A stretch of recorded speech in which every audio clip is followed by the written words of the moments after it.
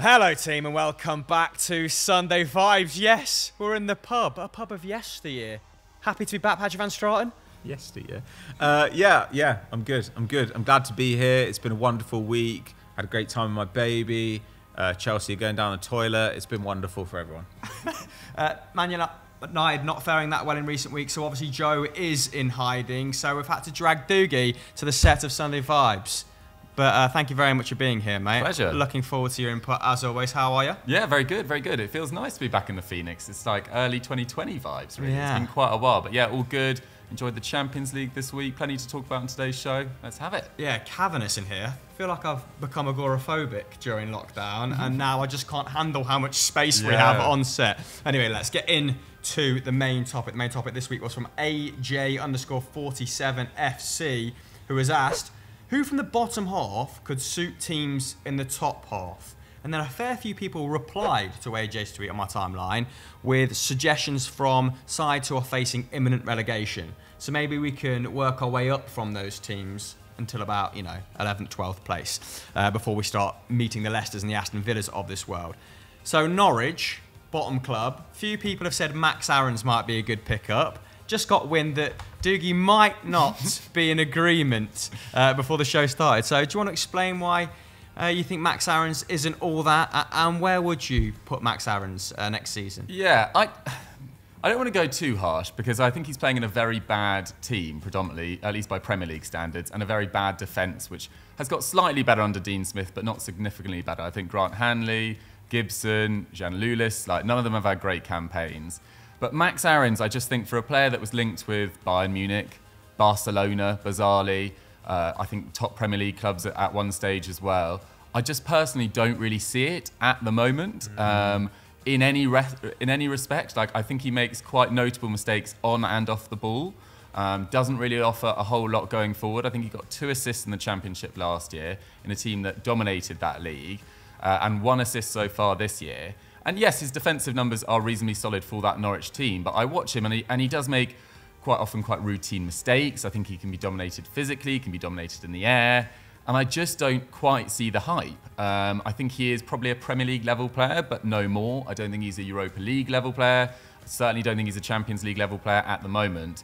The Norwich player that I am actually most impressed by this season when I have watched Norwich is Matthias Norman in midfield, the Norwegian guy who used to be on the books of Brighton, interestingly. But never got a look in there. Then went to, I think they bought him off Rostov in the summer. And he's had some injury issues, but when he has been on the pitch and when I have watched Norwich, he's been the one that's impressed me most. I think he's got a little bit of everything in midfield and has probably been their best player when fit this season, in my opinion at least. So Max Aarons, I'm just not quite feeling it. I know on the script that you wrote, Chris, you suggested Everton potentially. I don't think he's good enough to elevate on Seamus Coleman, who again is slightly probably says more about where Everton are at current. So I'm not that hot on Max Aarons, but I don't know whether you guys would agree. His evolution has been strange, hasn't it? Because when he was racking up all those minutes in the Championship, aged 18, putting up I think 8 goal involvements at age 18, 19, he looked like he was going to develop into an exciting young attacking fullback.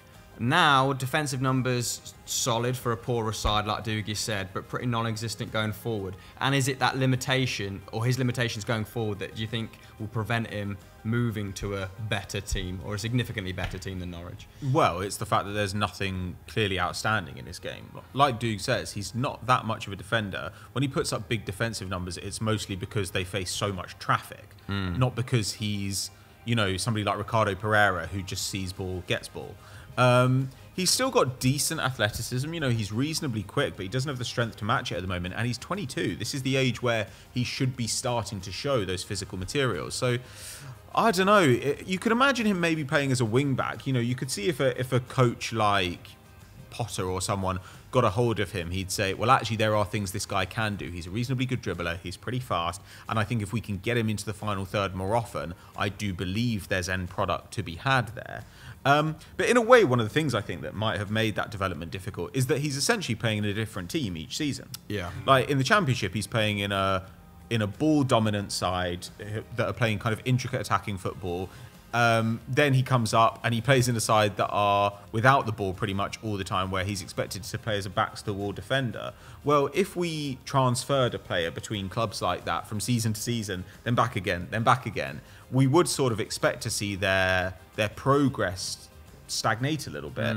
And it's happened over a period of his career where you would want him to have as much consistency as possible stylistically. So that might be an issue here. I mean, certainly I agree that I haven't seen enough to justify spending a big fee on him, because people were talking about 25, 30 million. Yeah, it's currently valued at 20 mil. Yeah, and I think that's mostly about homegrown rather than anything else. So I don't know.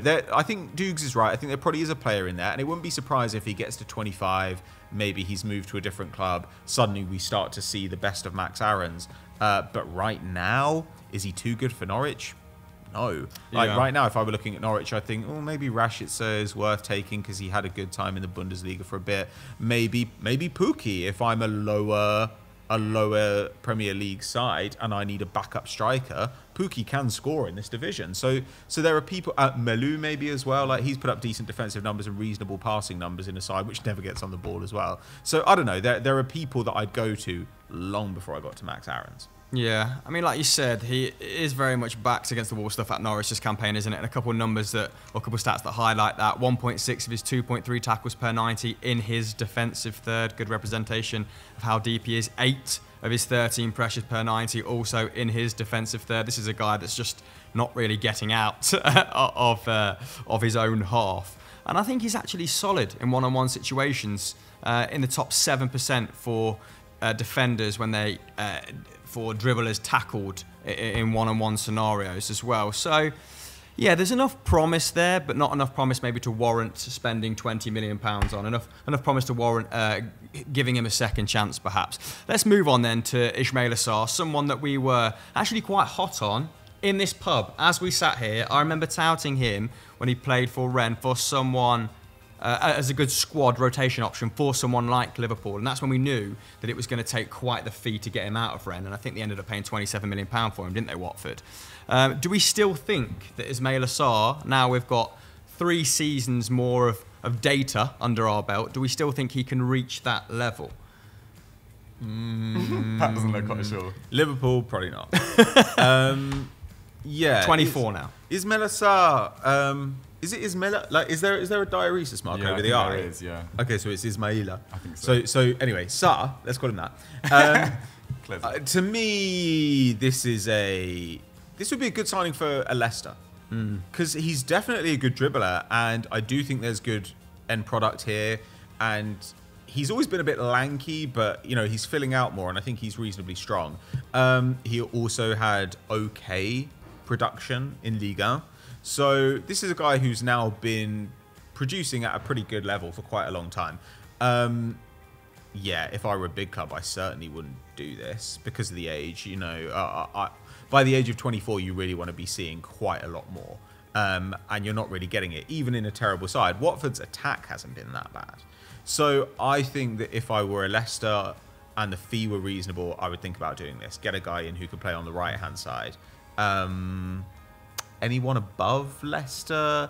Like, is he Tottenham level? No. Is he Arsenal level? No. Maybe he is. But right now, I wouldn't take that gamble, basically. This feels like a thing that a few years ago Everton would have done and then ruined him. So I don't know. I would like to see him stay in the division, certainly. But I don't know. Again, it's so hard because he's just been at a club where there's just incessant turnover of managers and styles.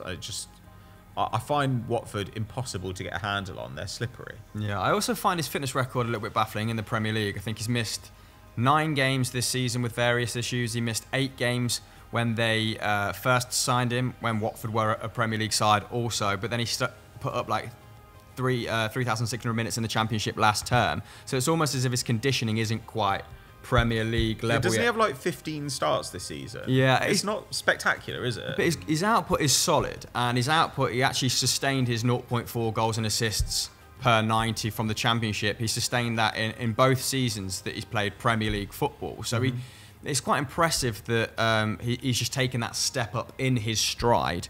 I have actually also put down Leicester as a decent replacement, maybe a Richarlison replacement if Everton have to part ways with one of their star assets this summer. Maybe at Wolves if Trincao continues to underwhelm. What have you made of Ismail Assar's season, and do you think he can go to a better club? Well, it's weird because I do remember those conversations about Ismail Assar, and we're basically sort of comparing him to Diogo Jota and players like that at that particular time. And Jota, that move to Liverpool's just gone absolutely seamlessly, really, playing in a variety of positions. And it would have been interesting to see whether Sarr had taken that step up when they did get relegated. But yeah, that fee as well that they paid for him was quite large, and now it's looking like not like they overpaid by any means, but it's difficult for a club to go over that at current. Like, is anyone going to pay £30 million for Ismail Assar on the back of this season? Probably not. Maybe Newcastle, but then like Ryan Fraser's now playing so well there. Sam Maximan's probably not going to go anywhere. At least, if they stay in the division, which looks pretty likely now. I think he's just lacked a little bit of consistency. Like we saw in that performance, particularly against Liverpool. Like I remember that performance pretty much for the end of my days when they ended Liverpool's unbeaten run in the Premier League. Was it 27 games? And that was his top level, and we just haven't seen that on a consistent enough basis. And again, like Max Aarons, he's playing in a pretty poor team, but they do offer a lot more threat than Norwich going forward, at least. And at times this season, I think his link up with the likes of Dennis, etc., has been really exciting, but it just hasn't been on a consistent enough basis. So I think he's probably good enough to stay in the division, but in terms of clubs, I don't know. Sometimes Brighton, I think, are a little bit one-paced going forward, and I wouldn't mind like a little pacey option in there, linking up with Trossard or Alexis McAllister. Like they are very good technicians, but do they offer the threat in behind that Ismail Assar would? So maybe someone like Brighton. Yeah, I still like him for Leicester. Be a big upgrade on Mark Brighton. Yeah, like you said, contracted until 2024, and he cost them 27 mil. So they're going to want to see, a reasonable, like a small profit on him, or at least get the money back. And I don't think any clubs in a post-COVID landscape are going to part ways with that sum of money for him. He's fairly competent in all attacking quarters, isn't he? So carries, dribbles and touches, taking the opposition's box way above league average, which is pretty impressive for a side facing relegation. I'd imagine those numbers would spike on a ball dominant side as well. So I can quickly see him becoming like a £30 million player at a Leicester. But yeah, it's a lot of money for someone who's failed to put in consistent performances at Premier League level. And they might just want to keep him because he's sort of an assurance that they're challenging, or that they're thereabouts for the Championship title or second place next season, because he was that good in the Championship last term, wasn't he? Let's move on to one of his teammates then, Emmanuel Dennis, also 24 years old. Now, Dennis on fire from October until late December. Yeah. He put up 10 goals and assists, I think, in 8 Premier League games in that period. Only 1 goal in his last 9 now, Dukes. Is that a little reality check for him? Has he been unfortunate? I know you're a big fan of his. I really like him, yeah. I think, as you say, he got off to that phenomenal start. I think it was 12 goals and assists in his first 15 games, which, considering the money he was signed for, the reputation he had as well, which was about 4 mil as well, right? Yeah, like an absolute bargain. Yes, it has dried up recently, but I think Watford have also... They've just really struggled to gain results, gain footholds in games as well. They've been, drifting in and out of games, and I think Dennis has done a little bit of that as well. But yeah, considering his reputation as a slight sort of troublemaker, I think he had a really bad loan spell or permanent spell, maybe at Cologne a couple of years ago. And yeah, he came in as a bit of a bad boy, as it was. And yeah, I was really impressed with him in the early stages of the season. I do love a bad boy. And yeah, he obviously dealt with the AFCON situation pretty well as well, not being allowed to go. So, yeah, maybe that's affected his confidence slightly. Watford are a pretty poor side. I don't think they've got much of a chance of staying up, to be brutally honest. But, yeah, I think he is definitely someone that Watford and their ownership structure and the way they, accumulate players and then sell them on for value, if someone offered 15 mil for Dennis this summer, I think that'd be a great move for Watford and the player as well. Yeah, I mean, unlike Max Aarons, you said nothing really popped in Max Aarons' game. Dennis does have things that pop in his game, right? Like his dribbling, even his pressures off the ball. So do you think that anyone could secure him for 15 to 20, or are we looking a little bit north of that? And where would be a good home for Emmanuel? I wouldn't go north of that, I don't think. Because it is still quite short term, his output. Yeah. His shot numbers are not what I'd like to see. Like, he had decent XG earlier in the season, but when I don't have big shot numbers with that, I think it's the kind of thing that can be really skewed by 1 or 2 really big chances. And I think he was getting some really big chances earlier in the season. So I don't know. As Dukes has said, like 10 to 15 mil, like I think 15 mil would be a good price for him if he goes down. because I do think there are still question marks.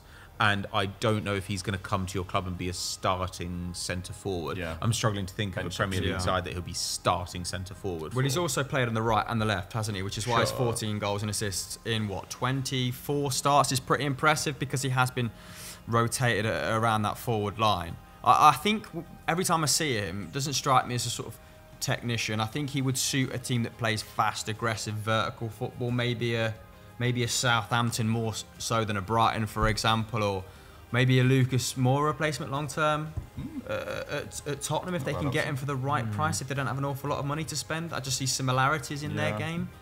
Lucas Moura is a better player, don't get me wrong. I think he'd do quite well in Serie A randomly, I think. Like really high lines, something quite suspect defending. Serie A's got a really low standard of defending, I think, right now. The attacking play is great, but I think Dennis would really do well at a team like, maybe not quite like a Roma level, but like an Udinese or a Torino, or someone who's consistently mid-table but needs like a little bit of a boost up and a better option, really. So yeah, I want it. Emmanuel Dennis, get over to Serie A. All right, fair play. Right, let's move on then. We've got some other suggestions down here then that were also on Twitter. Calvert Lewin. Now his contract runs until 2025, so Everton, even if they do go down, in a strong negotiating position. I don't know if they are. I don't think they are at all. Persistently linked with Arsenal to the tune of 40 mil.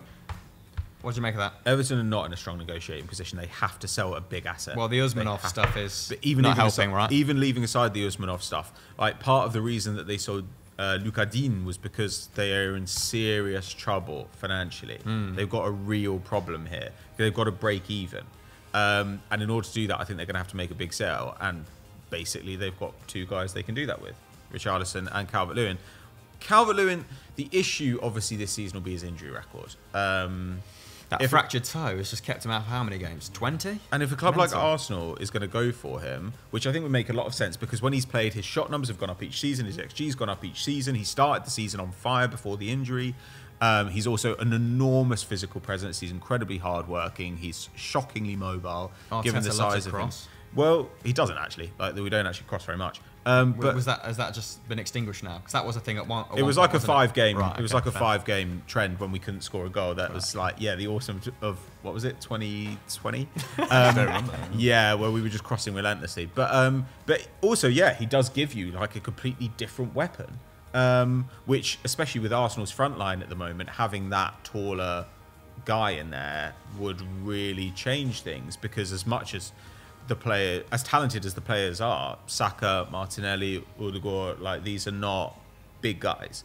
So I think that he would make a lot of sense for them. But when you're thinking they were asking for 60, 70 previously, if they were to go down, if they need to make money, and when he sat out most of the season with an injury, how much do you actually pay for him? Like, it's quite a big risk. And he's not actually that young. He's 25 now, I think, or he's about to be 25.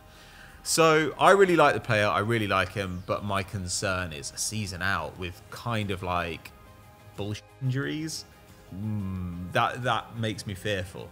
So I think Arsenal are the most obvious fit for him of all the sides. He's definitely at that level when he plays. Like, if Arsenal were to get into the top 4 and said we need a striker, and they were able to go and get a homegrown player in his prime with all the attributes that Calvert Lewin has, that's great. I still think it would be worth doing, but I would be very carefully considering the price given the injury record.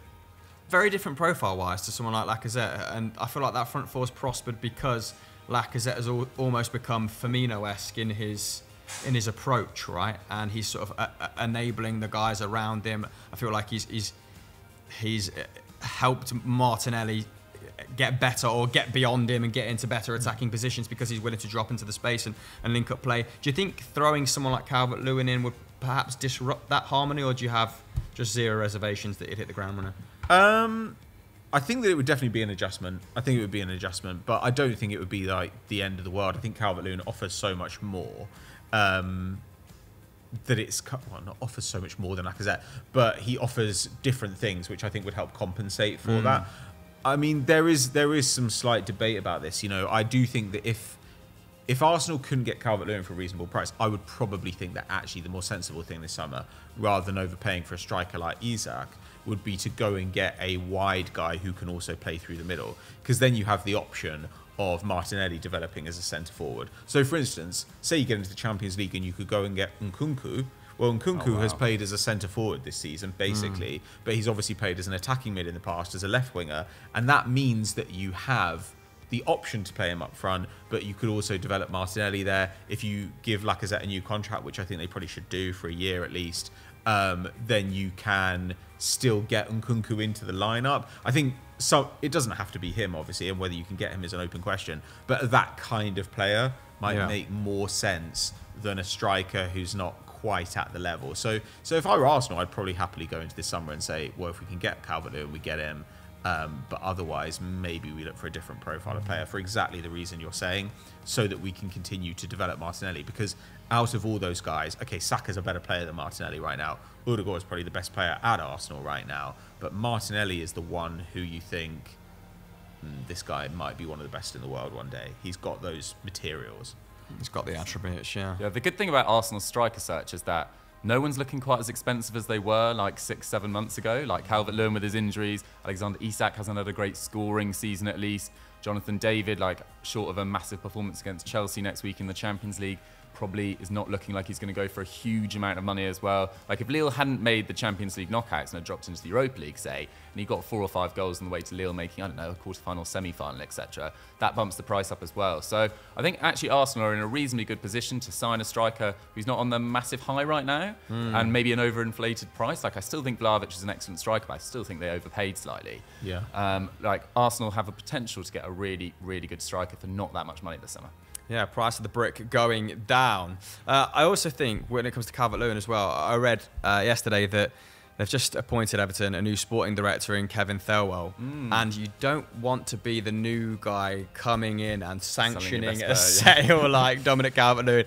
I think mainly just to kind of, I don't know, solidify your position, not do anything too out there in your first 6 months to a year as you try and redevelop this squad. I think for those reasons and his contract situation, he might just stick around the club because he does feel, barring on form of Richarlison, like the jewel in their crown for sure, but like the only top half player that they currently have. I mean, they could easily go down as well. I think they've got Wolves and Newcastle are their next 2 home games, Everton. But then they play pretty much every Big Six team towards the end of the season. Like Everton are properly in it.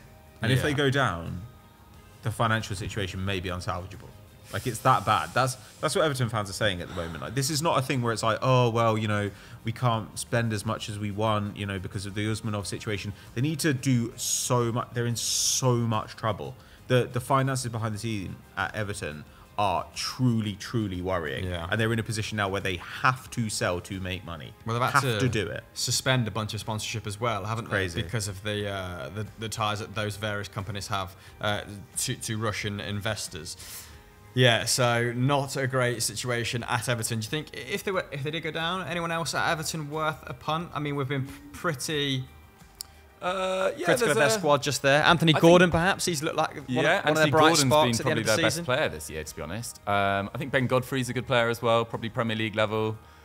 There are players in there that you're like, you probably are a Premier League level keeper, like Jordan Pickford, probably Michael Keane at his best is Premier League level, Yerry Mina as well. Michael Keane this season's been terrible though, sort of Maguire-esque really. It's really unfortunate. Apparently he's been playing through injury, so I respect him for that, but probably needs to be taken out of the line. Apparently they've got this young player called Reece Walsh, who is apparently the best defender at the club. And he's like 18, 19. He's played for the under-18s, played for the under-23s. Apparently he's really, really talented. They've not tied him down to a new deal yet, though. I just wonder whether you just give him a chance. There's almost nothing to lose now because the defence is so bad. But yeah, I also thought Mason Holgate was going to be a good player a few years ago, and he's really stagnated as well. I find it quite odd seeing him at centre-half. I've never thought he was quite a centre-half. Like he's looked okay at defensive midfield, I guess. But yeah, worrying the complexion of that back line with a coach like Lampard as well. Maybe we can spend 1 or 2 minutes just talking about his first few weeks in charge, because I don't think any of us were that hot on it. Obviously, he did get buy-in from the Everton support, which helped at the time because the atmosphere around the club was so toxic, and it sort of made it an easy decision for Mashiri, I guess. But easy decisions aren't necessarily the right decision a lot of the time, are they? And it did feel like he just ceded all responsibility to the fans. Like, oh, you just pick the next manager. And here we have a guy who's doesn't have a proven track record of improving any defences wherever he's been. He gets midfielders working harder, right? But barring that, do we see him keeping Everton up? I feel a bit sorry for him because I think even if they do get down, he'll be tarnished as like he's the one that took Everton down, this club that's never been relegated. I genuinely don't think it would be that much of his fault. I think the squad is really lopsided. He, last minute, clearly panicked in the market and signed 2 players that play the same position, pretty much. They brought in Mykolenko, who obviously through the Ukrainian situation hasn't been able to play that much as well. They're playing a right back and John Joe Kenny at left back, and they've had their best 2 forwards in Richarlison and Calvert Lewin miss so many games. Like, it's just been a state at Everton for years. And I just feel sorry for Frank Lampard. And I don't think he's necessarily a superb manager. No one really knows yet. But I don't think he's necessarily a terrible manager. We just don't know. And I don't think he's been given the tools necessarily to really overturn what has been a sort of sucking hole of hope for the last 2-3 years. Sucking hole of hope. That's a I think terrible I was phrase, mainly but you know what I mean. talking about the decision then to employ him rather than like what he's going to do in a very limited amount of time, right? Because like you said, it feels somewhat cruel to lump all the responsibility on him. But here we are, and I feel like me, you feel like they have a real chance of going down. It's looking more and more grave by the week, isn't it? Yeah, and he didn't have to take the job. I mean, it's been in the post this season, right, for a long time. But he didn't have to take the job. He could have said, the way I want to play, the squad you've got, not going to work, you know. And he doesn't have to do it. He doesn't get to take a job that he knows he's ill-suited for and then say, well, you know, we went down, but it wasn't my fault. Like, I had to take the job. No, you didn't. Like, part of being a manager has to be some degree of self-awareness. And while I think Everton should have said, this is not the guy for this battle, I also think Lampard should have looked at it and thought, guys, this is not what you need. You need a backs-to-the-wall guy. In fact, you need a Benitez type, just not actually Rafa Benitez. So, I don't know. It's possible that Calvert Lewin gets fit and Jerry Mina comes back and suddenly they can pull enough together. I mean, the advantage they've got this season is that in previous years, they might have been dead and buried, whereas this year there are so many dog teams in the Premier League that they can actually maybe luck their way to safety. But we talked about this before, when we talked about the relegation battle before, and it's like, my brain does sort of say Leeds or someone's going to go down, but actually my heart kind of says Everton are going. Yeah, I mean, which I think would be sad. It would be sad. It'd be mental seeing them in the I've got a real soft weird spot, and I think that, like, great fans as well. I've got a real soft spot for Everton. Exactly, great fans. The stadium is a fucking nightmare. Like, when Arsenal go to Everton, I'm always like, this is gonna suck because it's such a cauldron. So it intense, really is, and I don't know. I just think that the best version of the Premier League has Everton in it. Yeah, me too. I saw, sorry, quickly on that, I saw Declan Rice said it was the hardest stadium he's ever played at. Yeah, I mean, the community club is a phrase that gets banded about an awful lot by corporate types that want to, I don't know, put up some sort of facade. But with Everton, it is genuine, isn't it? And it means an awful lot to that community. And yeah, I mean, given the money they've spent and the resources that have been poured into it, I imagine the wage bill was massive. The wage bill is apparently if they do go down, championship, the wage bill is bananas. Yeah. Eighth biggest net spend in Europe over the last 10 years. Yeah, wow. Unlike our next side, with regards to wages, Leeds, I think they are pretty much in the bottom 3-4 for wages. They've not gone too OTT in that regard. And I've got Calvin Phillips down here, frequently suggested as a player that should be at a bigger and better side. Contract up in 2024, so again, Leeds in an okay position. England's player of the season, wasn't he, in the 2021 campaign? Enjoyed a contrasting campaign this time round. Missed 15 games with a hamstring injury. But would you still pay the mega bucks? The mega bucks that West Ham were willing to put up in January. What is mega bucks? Well, I think West Ham allegedly bid 50 mil from him in January, even when he was injured. They wanted him that bad. Maybe to also kind of keep Declan Rice hanging about as well, right, with that sort of investment. But where do we think he should end up if Leeds do go down? I think he's great. I really like Calvin Phillips, to be honest. I think he plays a very difficult role in an almost impossible team to play that role in. Like, he's so overexposed all the time, and he fills in really nicely between the centre-backs as well. His long-range passing's really good.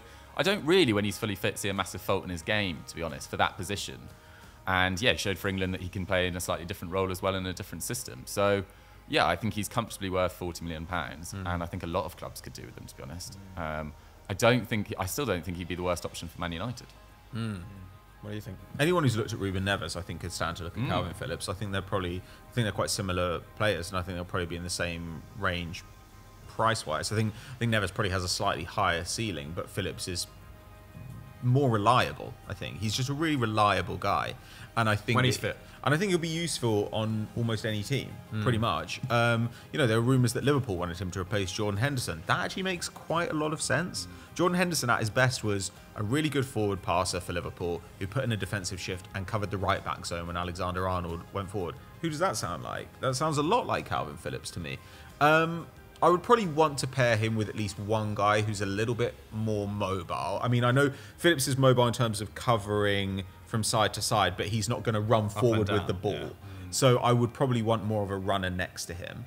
But yeah, I don't know. I think United would be pretty good for him. If I was United and that meant spending that money on Calvin Phillips meant not going for Declan Rice, that is not an avenue I would pursue because Declan Rice is the superior player. He is, yes. But on the other hand, he's also... Is he double the player? And is he exactly... That's probably the value. And is he what they need? Like, I mean, I do think they should get Declan Rice. But if they get Declan Rice, what's made him a £100 million player is that he's evolved beyond being a static DM who covers the defence. It's now that he's an incredible line breaker. Like, he's running forward, he's passing forward, he's bursting into the final third as well. Well, actually, that's not the thing that is currently missing from Man United. It would help Man United, definitely. He'd massively improve Man United. But if they went and got him, I think that getting a conventional DM would also be quite a good move for them. Because I don't want Rice to go to a bigger team and immediately just go back to being a kind of water carrier in midfield. So, I don't know. I think that United probably need two or three midfield players, if I'm honest. Yeah, especially given the contract situation at United current, right? There's 4 or 5 big players out of contract at the end of the season, and then there's a bunch of guys whose contract's up in 2023 who are... It looks like, pretty keen to pursue other avenues. Marcus Rashford potentially being one of them. I don't know if... Yeah, I think Fred and Matic are in that batch whose contract is up in 2023. So maybe they can, like Pat said, totally reinvent the midfield and pursue 2 options this summer. Could you think of another dynamic that's not Rice? What is in a new player to come in? Phillips, yeah. Have you got anyone else to throw in there before we move on? They were looking at Haidara quite heavily in January, and if they're going to persist with Ralph Rangnick's sort of style of football, or at least Ralph Rangnick influence, that kind of makes sense as well. But yeah, I think Declan Rice, I see what Pat's saying. He would kind of do he's a much better version of Scott McTominay. And Scott McTominay tries to do a bit of everything in that midfield, and I think Rice is the infinitely better player. But I think Rice would be, as Pat says, a lot better alongside a DM. I think Calvin Phillips is the player I'd almost go for first because he's going to be half the price and easier to get. But also maybe, Fred next to him, it's like, okay, well, Fred doesn't do anything now except mop up. Maybe that could work. Fred looks all right under Rangnick. It's entirely possible, but you've just got to... If you're going to pay that price for a player, you've got to make sure you're getting that player. And if they go and spend £100 million on Rice just to convert him into a conventional DM, I don't know why they're spending £100 million on Rice. I think you could get like Chouameni for probably half that price. I think there are a bunch of guys you could get for probably half that price. Yeah, and I also think they need to know what sort of profile of player suits the profile of football they want to play moving forward, right? And that's no clearer after 10, 15 games under Rangnick. Like, it's not clear that his influence is going to extend beyond this season, and they're going to persist with this, 4-2-2-2, or he's reverted to 4-2-3-1 an awful lot of times, hasn't he? So you could probably get Phillips and Gravenberch for the same price as Rice. Gravenberch, nice. I've seen him being linked to Bayern Munich for like 30 to 40, yeah. which is cheap. That is a guy who's truly box-to-box in nature. Yeah, he's a fantastic prospect. Rafinha, one of his teammates, Calvin Phillips, his contract's up in 2024. He, like Gravenberch, has been linked with Bayern Munich. He's been linked with Manchester United, like Phillips. All the top clubs kind of seemingly have cast an eye upon him. And you can see why, right? Because this is a guy who's very, very technically sound. I've put down here potentially a long-term replacement for Riyad Mahrez on that right-hand side for Manchester City. What do you make of that? Yeah, quite similar stylistically, I suppose. The only issue, not an issue per se, but under the final days of Bielsa, he actually started dropping Rafinha. I think there was some sort of problem there. Maybe didn't think he was performing at his best, or slightly... He looked rattled against Aston Villa, I'll tell you that. He played with the face like thunder for the full 90 minutes. He was furious in a few of those games, then kept on being subbed, which was just random when you're really struggling for points. So, yeah, Rafinha's an interesting one. I think probably he's... Man City's a difficult one to instantly hit the ground running as a winger, I think, because it demands so much of your Yeah, your only your 25 player. though. It's a little time on his side. Like, I Yeah, think I'd almost like to see him go abroad. Actually, I think Bayern would be quite intriguing rather than Man City. I'd keep Mahrez. I mean, what was he on 20 goals this year? And there's talk about him going to PSG or PSG looking at him as a Di Maria replacement. First time he's hit over 20 goals. yeah. in a club campaign in all competitions. Yeah. And you'd think, like, Mahrez, he's probably very happy at Man City. He's getting a lot of game time. He's performing really well. But you never really know, as a French-born player, what the sort of playing for the biggest club in France would do. So maybe he'd look to move. And if Rafinha came in as his replacement, yeah, it's not the worst move. And you also never really know with Manchester City, like, you know, a form only buys you a certain amount of time in that starting lineup before someone else is chomping at the bit to impress, right? And they have to turn over. Right, moving on then to Ivan Toney. He's one of our last suggestions, or penultimate suggestion.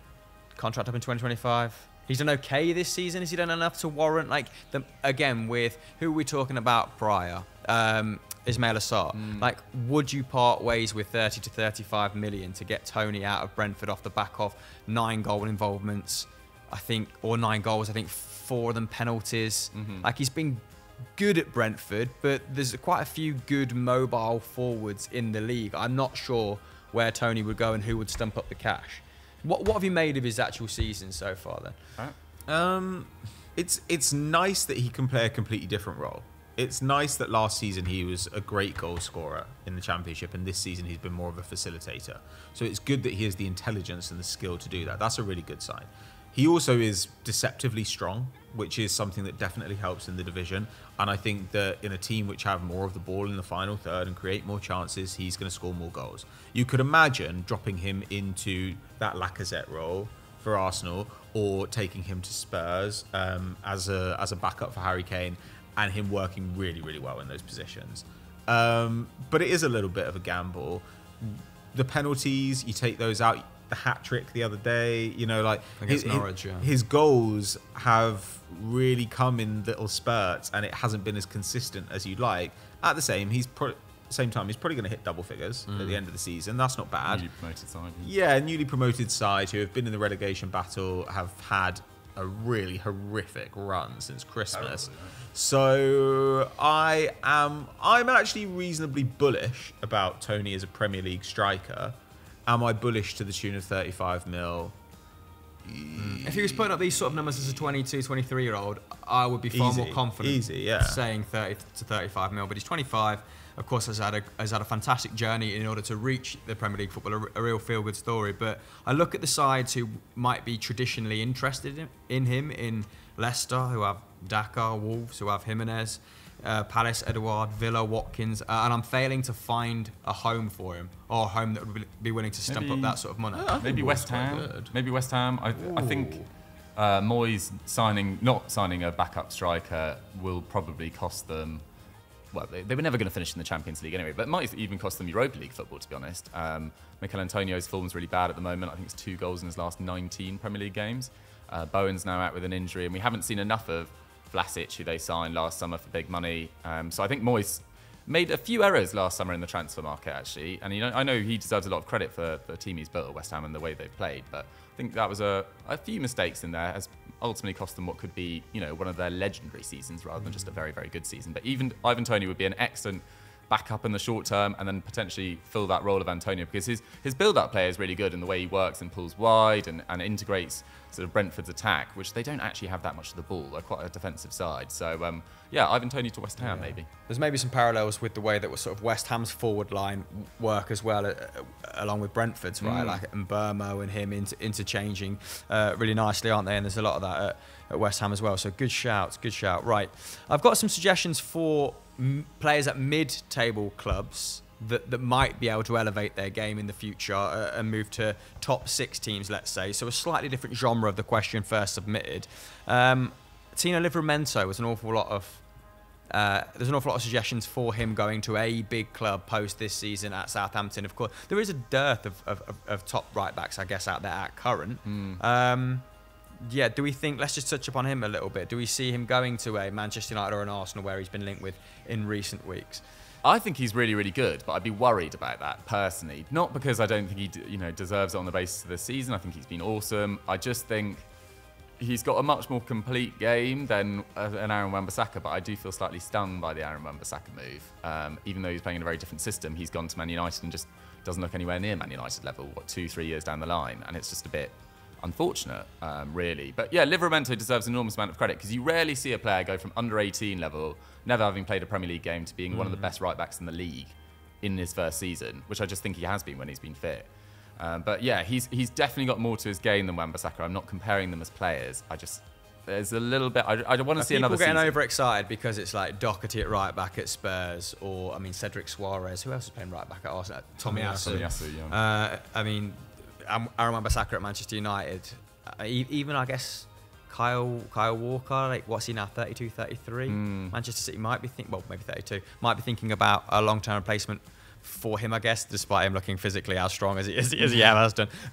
Tino Liveramento to a top 6 side. Can you see it happening off the back of one very good season? Probably not. I think that Southampton probably ask for too much, right? Like, got the new ownership. Yeah, I don't really. It's going to be a lot of money. Maybe Spurs do it because Spurs getting a lights-out player in that position would make a lot of sense for them, and that's exactly the sort of place you'd expect Conte to put his money in the summer. Arsenal doesn't really make sense because Tomiyasu is a completely different style of player, and I think that they want that guy. Like, they're not going to pay a huge amount for somebody who's not going to be guaranteed to be a starter in that position. Man United would be kind of interesting, you know. I do think they'll be circumspect because of the Wan-Bissaka situation. Though that said, the Wan-Bissaka situation, confidence is clearly such a huge part of it. You don't go from winning, 63% of the tackles you attempt on dribblers to winning 38% when you've stayed in the same league because you were secretly a bad player all along. There's something else going on there. So I still think he'll probably have a pretty decent career as a defensive fullback somewhere.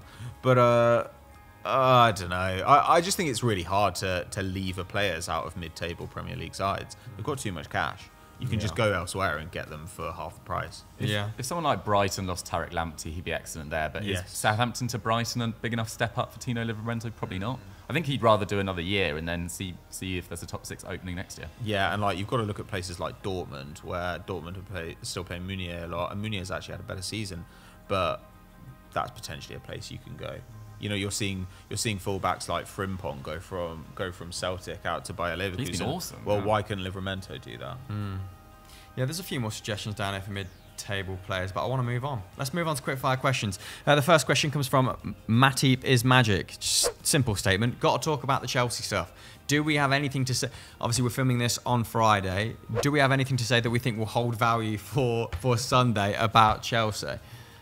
Not really. It's more of a mood and just a reaction to Twitter right now. I don't really like the point scoring, the Chelsea fans feeling like they've been really hard done by. I feel very sorry for the staff at Chelsea. Like, they don't deserve this, obviously, but I don't enjoy this whole Chelsea crying about this whole situation. Like, people are dying because of an illegal war started by Vladimir Putin, who your owner has relationships with. That is the most important thing right now. It's not really about, oh, look at our club, we've been so screwed over. Have some respect, basically. Anything else to add? We can talk about the potential losses come the summer, just to bring it back to the general theme of the show. Rudiger could leave, Azpilicueta could leave, Christensen could leave. If they can't sign them players again, we'll have to do an awful lot of work on the defence come the summer, and there'd be some exciting pickups for whoever, right? Well, I do think there are interesting lessons here as well for football going forward. I mean, I think what will probably happen is I don't think Chelsea are going to be allowed to lapse into insolvency because it would just cost too many jobs and it would be too unpopular. I think what will happen is eventually they'll be sold and the government will hold the money and something will be figured out in that regard. But it's interesting the things that they have been barred from doing. So, selling matchday tickets, for example, because these all look like interesting signals for where clubs will be investigated over the next 10 years. These are all seen as ways that clubs can potentially put money in the pocket of their owners. Otherwise, they'd be allowed to sell tickets still. So that's kind of interesting, because I think over the next 10 years, we will see essentially a crackdown of sorts on corruption, money laundering, sports washing. Yeah. To a degree. It's taking a war on Europe. And so I think it's kind of interesting in that sense. But I don't know. It's a very interesting mix of of provisions and ways that they're trying to restrict what Chelsea can do over the next few months. So yeah, I'm interested to observe it, and to be honest with you, like, my heart doesn't bleed for Chelsea. I don't really care. Fair. We will continue to observe. It is fascinating, maybe in a morbid way. Next question comes from Phil and LFC, and it's only a slight pivot from that. Tuchel to United, question mark. I wanted to ask you boys, in the wake of everyone saying that all of a sudden Thomas Tuchel is Manchester United's perfect manager, when that is not a narrative that I've come across prior to this, all this Chelsea stuff happening, unfurling. Are you in agreement? Do you think he would be really, really good at Manchester United if he was to leave? I thought it was quite a strange article. It felt quite clickbaity. I think it was in the Telegraph and Jamie Carragher writing it, but it just felt quite opportunistic. Right, okay. Like, I didn't really get it. I didn't read it to start with, but I only read the headline. I was just like, seems a little bit out of place. Would Tuchel swap Chelsea for Man United immediately? Probably not. I can't really see that happening. I think that would go down so badly, obviously. And is he the perfect manager for Man United? I mean, who is the perfect manager for Man United? They've had no overarching philosophy over the last 10 years. They've tried various different things. Nothing's really worked. I think, yeah, he could be a good manager for Man United, but is Pochettino the perfect manager for Man United? Possibly. Is Eric Ten Hag? Possibly. Like, all those three would be equally good options, I think. They just need a complete... Well, I say again, a complete reroute. They don't. They just have got some very poor players in that squad compared to the very good players, and they need someone to bind it all together and hopefully get their board to team relationship much improved. And I think we bought into the idea that they'd be a little bit further on in that process with Ranić coming in, right? But now it's like, oh, Poch might go to Madrid, and Ranić wouldn't mind the job on a full-time basis, and Ten Hag, is he? Oh, I don't know. We doesn't feel like we're any close to a conclusion on that front. Tuchel, United, good? Match made in heaven? Question mark? I don't really get it. What are Man United? What are they? I mean, would he be an interesting combination with Rangnick? Yes. Rangnick's not director of football at Man United. He doesn't have the power to just like buy people as he sees fit. He is a voice at Man United. So one whose voice is diminishing a little bit. Well, we don't know. We have no idea. Less influence. We have no idea. Fifth, probably. But we have no idea how Man United are going to run this, because Man United could hire the best people in the world and still not listen to them. But don't you think that's stupid as well, that his voice will be somewhat diminished if because of the performances on the pitch? Like, if they brought him in, there should have been a steadfast belief there that this guy can help us reinvent ourselves behind the scenes, and it's like, oh, he's actually doing a bit shit, so let's dog it off. But maybe there is that belief. We just have no idea because it's Man United. So I don't know. Like, look, okay, Tuchel is one of the 5 best managers in the world, and they're not going to get Nagelsmann, Klopp, or Guardiola. Conte or Tuchel are better fits for them anyway, in that they are accustomed to creating order out of chaos, and there's a lot of chaos there. Even if they go on a big spending spree this summer, there's still going to need to be a bit of mixing and matching and clever work by a manager next season. So in that sense, yes, Tuchel makes sense. And of those managers as well, he wants to play a possession side. He's historically been a very attacking manager. You could see how that would fit with Man United. However, Man United is currently constituted are a disaster zone. They've got a bunch of players who simply cannot play the style of football that they've been trying to move towards. McTominay, chief among them, Ronaldo as well. So there's so much stuff that they've got to do this summer, and they've got to figure out what the one voice guiding recruitment is going to be. When they work those things out, then basically Man United have enough money that they can make anything work, but they've got to pick an idea and pursue it for 2 to 3 years consistently. And if they do that, they'll be fine. If they were to get in Conte and say, we are going to build towards an Antonio Conte perfect squad, then they could do that and be amazing, because their resources are so extreme. So all they've got to do really is decide what they're going to be, and that will be the path to Man United being great. But until they do that, as long as they're kind of enthralled to big names and seduced by keeping guys on the books who they think can be commercial cash cows, then they're never going to actually reinvent themselves and become a title-winning side unless they get extremely lucky. Okay, nice. Let's wrap this up then with a personal question from H at H4 Rookie. as you get older, has your relationship to football fandom changed, Dukes? It's an interesting question. My relationship with Sunderland has definitely changed. It's quite difficult supporting a club that are just quite terrible. So yeah, my affection for Sunderland, well, my affection hasn't gone down, but my interest has maybe slightly wavered compared to what it used to be. But no, I feel I don't think working in football has affected my interest in football. As in, I think you get a lot of people in football that become quite,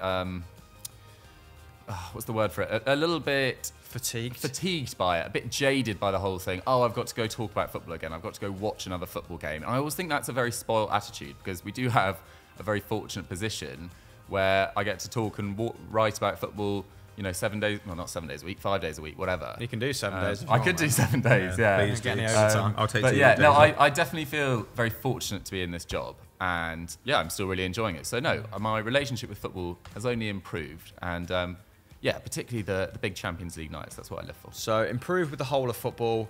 Dwindled a little bit with Sunderland. Love is tough, yeah. I mean, I think that's fair. What about you, mate? My relationship has always kind of been in flux. Like, I loved football when I was a kid, and then in the mid-2000s drifted away for about 6-7 years. Didn't really follow, didn't watch a minute of football really, except World Cups. And came back to it in about 2011. I don't know. The thing I think that is frustrating about covering it all the time is that you're forced to take stuff seriously that doesn't deserve to be taken seriously. So a lot of the gossip, a lot of the whining about oh, this person disrespected our club, and oh, this guy wants to be paid more, and all that kind of stuff, because the amount of money in the sport is disgusting and the way the sport is run is disgusting. So I think in that sense it's really hard not to see the dirt of football, which is that the money has got dirtier. The people involved in the sport are more overtly corrupt than they've ever been. That is really demoralizing. It is. On the other hand, my enjoyment of the sport on the field is unchanged. Like, when I watch a game, I still really love it, and I still get excited when especially a new young player breaks through and you think, who is this? That still is such an amazing experience to have. And because we are forced to follow football more than the average person, we often discover these people really early on when they are still quite raw, and that adds an element of excitement as well. Like, you can present this person to people and say, look at this guy, this might be someone special.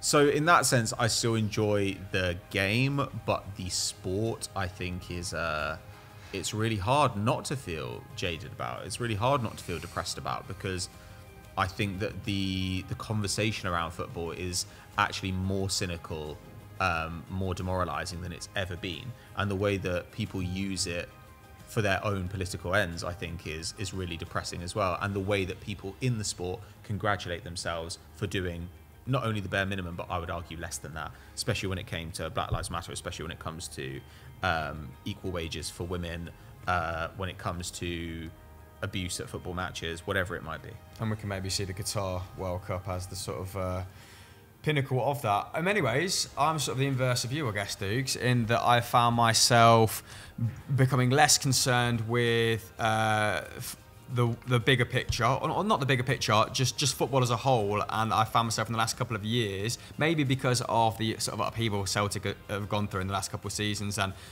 we're riding a bit of a wave now with Ange Postecoglou, and he's a bit of a throwback, a bit of a football romantic, and it's hard not to be sort of sucked in by him. I found myself feeling more invested in my club and less invested in everyone else's teams than ever before, really. But for me as well, it's always kept me sort of anchored to my family up in Scotland.